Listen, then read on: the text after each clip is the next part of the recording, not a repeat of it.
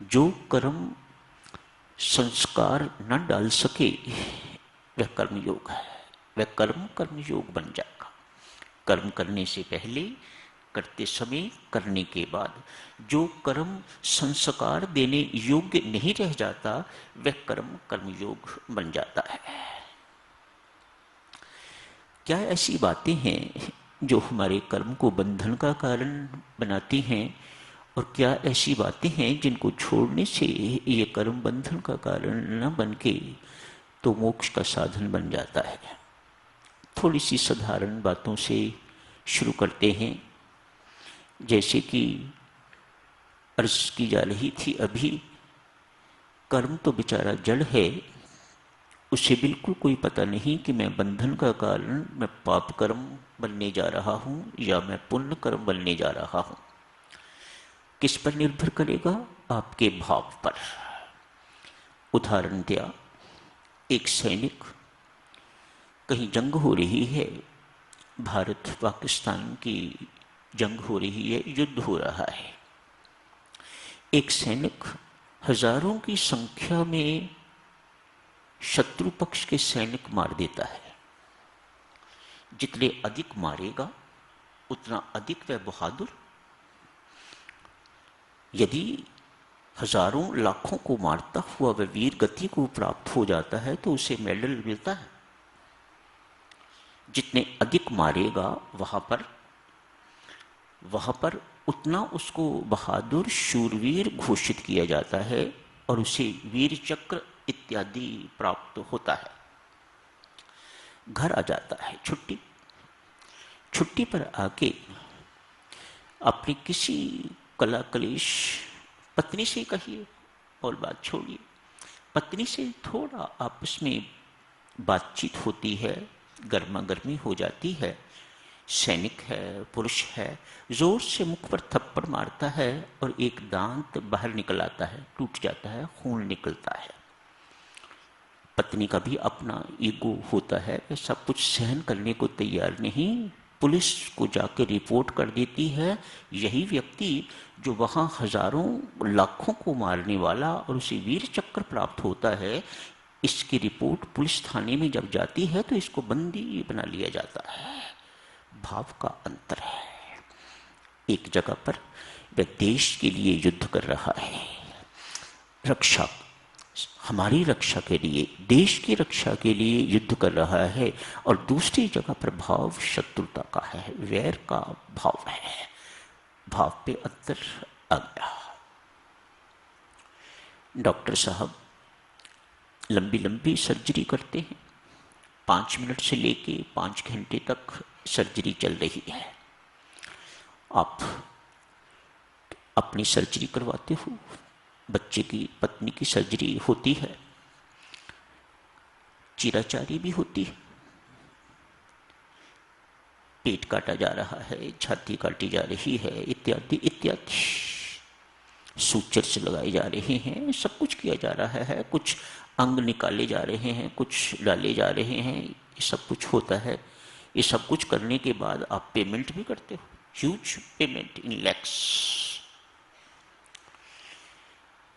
वही डॉक्टर जो वहां सर्जरी कर रहा है, घर आके उसी चाकू के साथ किसी की मामूली उंगली को भी चोट लग जाती है उसकी शत्रुता के कारण, तो उसका हाल भी वैसा ही जैसा उस सैनिक का हुआ है। वहां 5 घंटे की सर्जरी कर रहा है। भाव का अंतर से देखो, ये भाव क्या क्या क्या बना देता है। तो एक मुख्य बात तो हो गई इस कर्म के पीछे कि ये कर्म बंधन का कारण बनेगा, पाप कर्म होगा या पुण्य कर्म होगा, उसके पीछे आपका भाव कैसा है इस पर निर्भर करेगा। भाव तो एक मोटी सी बात हो गई। भगवान श्री तो पिन पॉइंट करते हैं किन किन चीजों का ध्यान रखना चाहिए।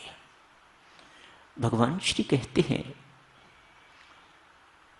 कर्मयोग, कर्म को कर्मयोग बनाने के लिए एक बात, सब साधक होना पढ़े लिखे हो, अतएव पढ़े लिखों के साथ पढ़ी लिखी बातें। अशक्ति का त्याग करो। किस किस चीज के साथ करो? यदि व्यक्ति अशक्ति युक्त होकर करता है तो उसका कर्म बंधन का कारण बन जाता है। देवियों, मामूली मामूली बातें हैं, इन्हें कठिन नहीं समझिएगा, बहुत आसान है।